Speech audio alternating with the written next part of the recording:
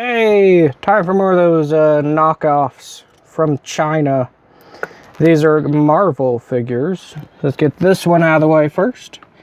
It is Doctor Strange, a knockoff of the official Lego figure.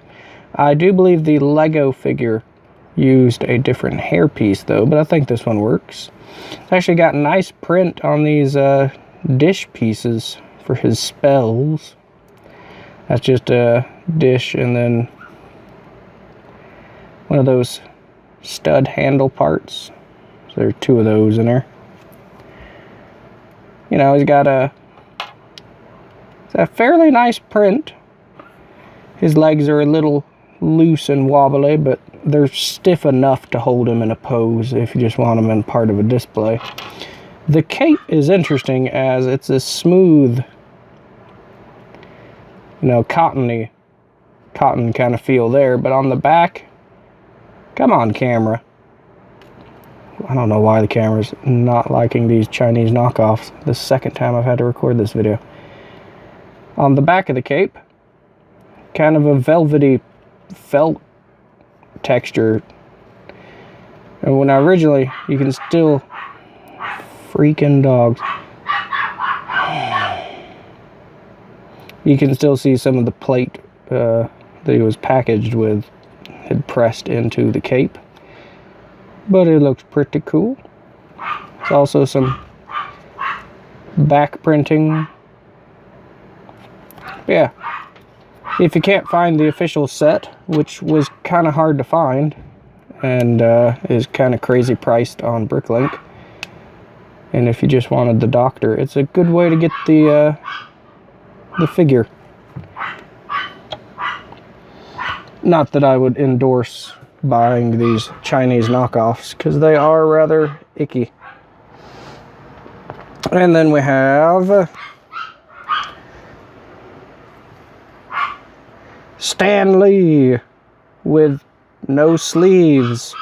Yeah, the picture looked different online. His arms matched his coat, but they don't in this, so it's kind of weird.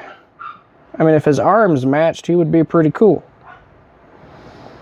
It's just a pretty simple print of Stanley, so I thought he'd be cool to put in the background if I ever do some Lego superhero stuff.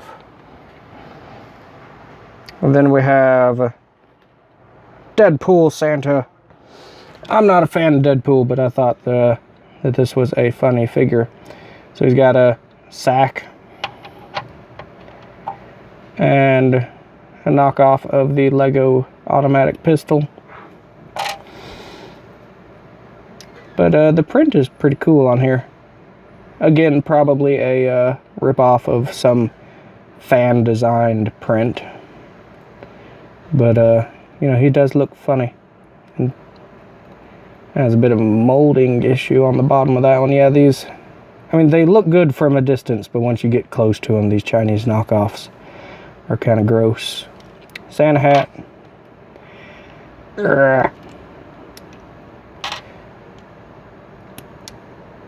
Yeah, there's the rest of the print without anything hiding it. So, yeah, it's a funny figure.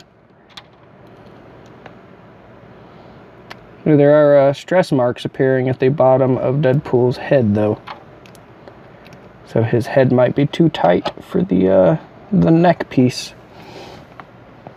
And then there is Odin from Thor. He's cool. I like the Asgardians, so I had to get him. I don't think Lego has made an official Odin yet. Again, he's got that strange felt kind of backed cape, but I think it actually looks kind of nice. The staff here is actually kind of a rubbery, bendy plastic. Connection points are actually pretty good on this one. Nothing's terribly stiff or super loose, other than maybe the hair piece. No, oh, there's actually an alternate face on there. I didn't notice that when I put them together. So you've got that face. And angry face. Cool. I didn't notice that. That's kind of nice. So he'll go with my Thor figures. And then everybody's favorite tree. Or not. Not anybody's favorite tree. It's supposed to be Baby Groot. Oh, it's terrifying.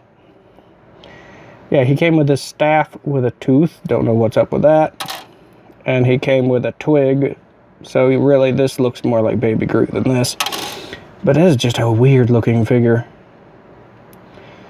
Got that spiky hairpiece that Lego is double molded sometimes in a rubbery plastic. But just that print, it's awful. So creepy, especially without the hair, goodness. Also, something interesting is these are short legs that are articulated. So definitely doesn't work as Baby Groot. I think it's terribly creepy. But I will probably get some use out of this figure with some fantasy stuff, like a dryad or something for the elves. So that's some more of the Chinese knockoffs. Thanks for tuning in, and I'll see you in the next one.